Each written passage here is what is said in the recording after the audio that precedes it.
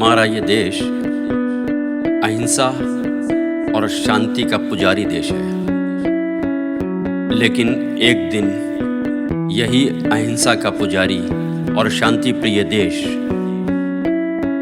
सिलसिलेवार धमाकों से दहल उठा।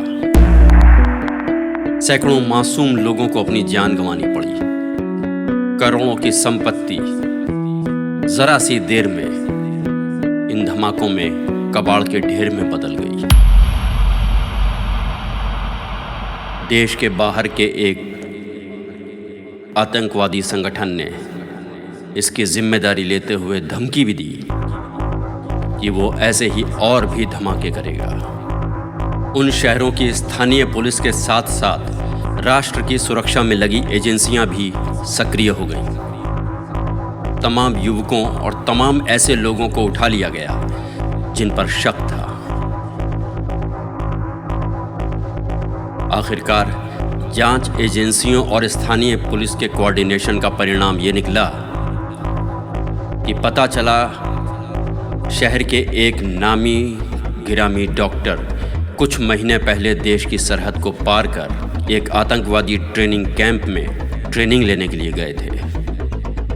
एक रात जब पूरा देश रात को परिवार के साथ आराम से बैठा हुआ डिनर के बाद टीवी देख रहा था कि टीवी स्क्रीन पर अचानक ब्रेकिंग न्यूज़ की गूंज सुनाई देने लगी। लोग चौंक और घबरा गए। ब्रेकिंग न्यूज़ को देखने के बाद बेचैन होने लगे। ब्रेकिंग न्यूज़ में न्यूज़ एंकर बता रहे थे कि देश के जाने माने मनोचिकित्सक और मनोविज्ञानी डॉक्टर मुजाहिद को सुरक्षा एजेंसियों ने शक के आधार पर हिरासत में ले लिया है। उन पर इल्ज़ाम ये है कि वो न केवल सरहद पार गए बल्कि वहाँ जाकर के उन्होंने आतंकी ट्रेनिंग भी प्राप्त करी। लोग और चौंक गए कि देश का जाना माना इतना बड़ा डॉक्टर और आतंकी। खतरे को भांपते हुए सुरक्षा एजेंसी डॉक्टर मुजाहिद को पूछताछ के लिए किसी अज्ञात स्थान पर ले गई है। एजेंसी के अधिकारी डॉक्टर मुजाहिद से पूछताछ करने लगे। डॉक्टर मुजाहिद ने पूछा कि मुझे किस इल्ज़ाम में गिरफ्तार किया गया है। अधिकारी ने कहा इनोसेंट बनने की कोशिश मत करो, कोई फ़ायदा नहीं होगा। डॉक्टर मुजाहिद, हमारे पास पक्की इन्फॉर्मेशन है विद एविडेंस कि तुम बॉर्डर क्रॉस करके एक टेररिस्ट कैंप में गए और टेररिज्म की फुल ट्रेनिंग ले करके वापस आए हो।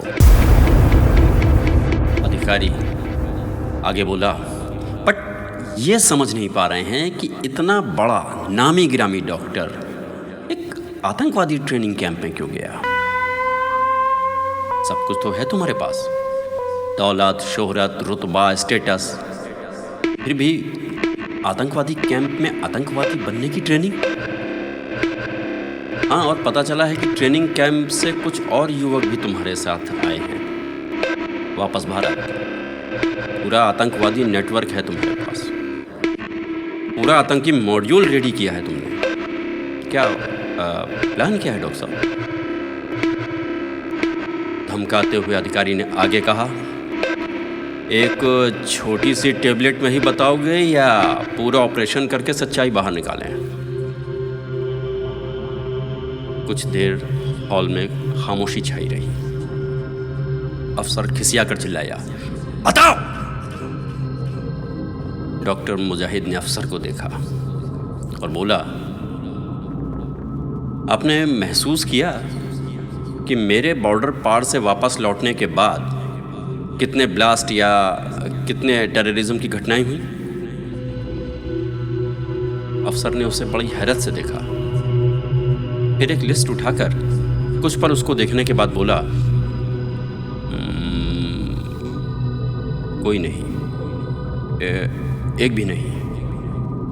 डॉक्टर मुस्कुराया और बोला, आपको मालूम है कि मेरे मॉड्यूल में कितने यंगस्टर्स जुड़े हुए हैं? अफसर ने उसे कुछ देर देखा, फिर बोला, आकिब और जावेद इन दोनों को अरेस्ट कर चुके हैं हम। बाकी तुम बताओगे। नहीं तो आकिब जावेद तो हमारे ट्रीटमेंट के बाद ये मजहब के लिए कुर्बान होने की बात भूलकर सारा राज उगल देंगे। डॉक्टर मुजाहिद बोले, बस आप सिर्फ आकिब और जावेद तक ही पहुंच पाए। यही तो माइंड गेम है सर, यही तो माइंड गेम है। इतना सुनते ही अफसर की त्योरियां चढ़ गईं। वो बोला, कौन सा माइंड गेम? डॉक्टर मुजाहिद बोला, इसी शहर के रहमतपुरम से शोएब और गुड्डू उर्फ यासीन को भी उठाया। गली नंबर 2 में किराए के कमरे में रहते हैं। अफसर ने 1 मिनट के लिए डॉक्टर को देखा और अपना मोबाइल फोन उठा लिया। पुलिस एक गली से कुछ युवकों को लेकर के जा रही है। उनके पास से काफी मात्रा में हथियार बरामद हुए हैं। पुलिस स्टेशन में पूछताछ के बाद एक इंस्पेक्टर इंटेलिजेंस अफसर को फोन करके बताता है कि डॉक्टर मुजाहिद का क्लू बिल्कुल सही था। रहमतपुरम से शोएब और गुड्डू उर्फ यासीन भी गए थे सरहद पार आतंकी ट्रेनिंग लेने के लिए डॉक्टर मुजाहिद के साथ। अब अफसर ने डॉक्टर मुजाहिद को देखा। डॉक्टर मुस्कुराया। अफसर बोला, इतने साथी, इतने हथियार, फिर भी तुम लोगों ने किसी घटना को अंजाम नहीं दिया, क्यों? क्या प्लान? डॉक्टर मुजाहिद ने अफसर को देखा और बेहद गंभीर आवाज में बोला, मेरा प्लान है अपने इस्लाम को उन लोगों से वापस लाना जिन्होंने इस्लाम को अपने बाप की बपौती समझकर उसकी ऐसी डेफिनेशन लिख दी है जो इस्लाम के नाम पर आज के युवाओं को लोगों की जान लेना सिखा रही है। अफसर ने उसे देखा और बहुत व्यंग से पूछा, ओहो हो, तो आप बेहतर इस्लाम के ठेकेदार बनेंगे? डॉक्टर को झंझोड़ते हुए आगे बोला, सॉलिड डॉक्टर, तू हमें चूतिया समझ रहा है? गवर्नमेंट हमें उल्लू बनने की सैलरी नहीं देती है। तेरे जैसे इस्लाम के ठेकेदारों को सही इस्लाम क्या है बताने और उनकी अकल ठिकाने लगाने की पगार देती है। डॉक्टर मुजाहिद लगातार उसी अफसर को देख रहा था। अफसर ने आगे उससे पूछा, क्या है तेरा इस्लाम? क्या है? आतंकी ट्रेनिंग लेना, स्लीपिंग मॉड्यूल तैयार करना ताकि आतंकी घटनाओं को अंजाम देकर हजारों मासूमों की जान ले सके? डॉक्टर ने अफसर को गहरी नज़रों से देखा और बोला, नहीं ऑफिसर, मैं ट्रेनिंग लेने गया था कि हजारों मासूमों की जान बच सके। अफसर हैरान, फिर बोला, कौन से टेररिस्ट ट्रेनिंग कैंप में हजारों मासूम लोगों की जान बचाने की ट्रेनिंग दी जाती है? डॉक्टर साहब, माना साइकियाट्रिस्ट हो, लेकिन हमारे साथ ये माइंड गेम मत खेलो। डायरेक्ट प्लान बताओ, प्लान। डॉक्टर ने एक बार फिर अफसर को लुक दिया और बोलना शुरू किया, काफी वक्त से देश में होने वाली किसी भी आतंकी घटना को, फिर चाहे वो बम ब्लास्ट हो, फायरिंग हो, मैं उन पर बहुत बारीक नज़र रख रहा था। मैं ये जानता था कि यंगस्टर्स को इस्लाम के नाम पर, झूठे जिहाद के नाम पर इस तरह की घटनाओं को अंजाम देने के लिए तैयार किया जाता है। लेकिन किस तरह से उनका ब्रेन वॉश किया जाता है ये सब करने के लिए, ये जानना मेरे लिए बेहद ज़रूरी हो गया था। अफसर ने कहा, ताकि तुम भी अपना टेररिस्ट ग्रुप तैयार कर सको। डॉक्टर बोला, ना, इस जिहादी सोच जो तथाकथित इस्लाम के नाम पर उन युवकों के ब्रेन में डाली जा रही है, उसे काउंटर करने के लिए, इस्लाम को बदनामी से बचाने के लिए मैं सोचता था कि जो आतंकवादी मारे जाते हैं वो तो इस्लाम के नाम पर मर गए, लेकिन उनके परिवार की क्या हालत होती होगी उनके जाने के बाद। ये जो बच्चे गोलियां खाकर सुसाइड बॉम्बर्स बन करके मारे जाते हैं, वो हमारे प्रेसिडेंट डॉक्टर अब्दुल कलाम की तरह क्यों नहीं बन सकते? क्यों अब्दुल हमीद जैसे सैनिक नहीं बन पाते जो अकेले ही मुल्क के डिफेंडर बन के दुश्मनों से लड़ जाते थे? क्यों हाथ में बंदूक या AK-47 ही उठाते हैं मरने मारने के लिए? क्यों नहीं मुरादाबाद के दिलशाद हुसैन बन जाते हैं जो पीतल पर नक्काशी कर अवार्ड पा जाते हैं, बल्कि पूरी दुनिया में मुसलमान इस्लाम का परचम ऊंचा करते हैं? बस मैंने प्लान किया, अपने मुजाहिद नाम का फ़ायदा उठाते हुए शहर के एक आतंकी स्लीपिंग मॉड्यूल को कुछ फाइनेंस कर दिया। बात बन गई। मेरी हैसियत और मेरे नाम की ताकत काम आ गई। प्लान के मुताबिक मैं सरहद पार कर आतंकी ट्रेनिंग कैंप पहुंच गया। बाकायदा तबाही कैसे मचाई जाए इसकी ट्रेनिंग ली। लेकिन मैंने जिस बात पर सबसे ज़्यादा फोकस किया वो थी कि मासूमों का वो किस तरह से इस्लाम के नाम पर ब्रेन वॉश करते हैं। बस उनका मेथड समझ में आने के बाद मैंने फोकस इस बात पे किया कि इंडिया से कितने यंगस्टर्स आए हैं। मैंने उनसे अपनी मुलाकातें बढ़ाईं। ट्रेनिंग ख़त्म होने के बाद हिंदुस्तान वापस आते ही हमें हमारे ट्रेनर्स ने हमारे टारगेट बताने शुरू किए। शोएब और गुड्डू को बम बनाने का काम दिया गया। आकिब और जावेद को उन बमों को प्लांट करने के लिए कहा गया और मुझे काम दिया गया उनको फंडिंग करने का, वो भी मेरे मजहब, मेरे इस्लाम के नाम पर।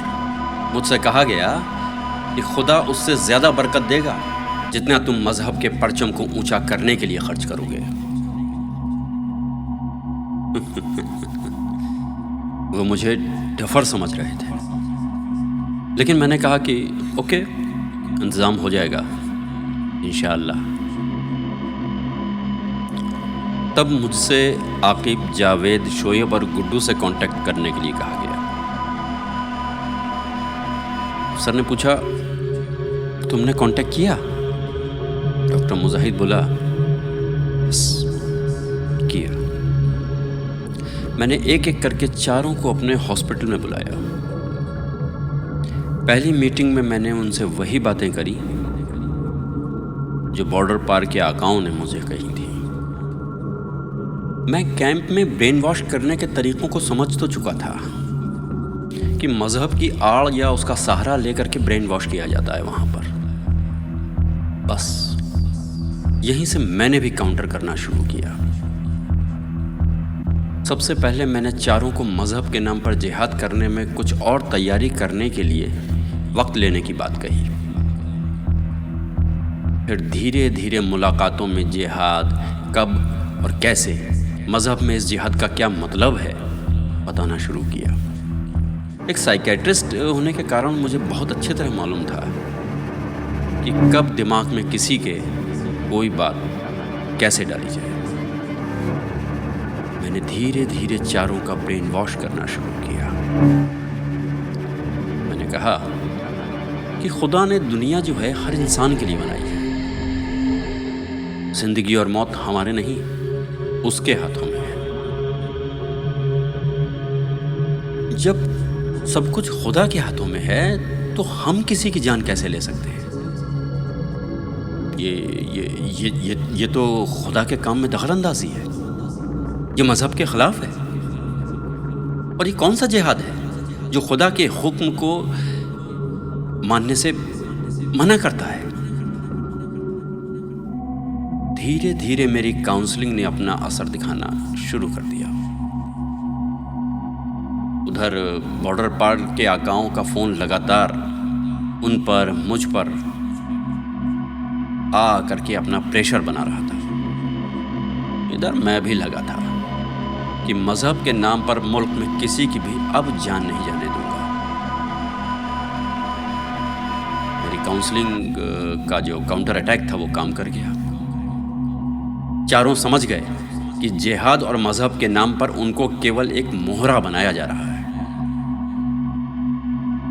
अब हम सब ने फैसला किया कि हम लोग पुलिस में जा कर के बताते हैं कि कैसे कैसे और कब कब मज़हब के नाम पर किन किन के साथ क्या क्या हो रहा है, और आतंकी मॉड्यूल क्या है, ब्लास्ट कब होने हैं, क्या तारीखें हैं, ये सब मतलब पुलिस के सामने हमें सब कुछ कन्फेस करना था। लेकिन हम सबकी किस्मत कि आप लोग खुद ही हम तक पहुंच गए। यकीन मानिए,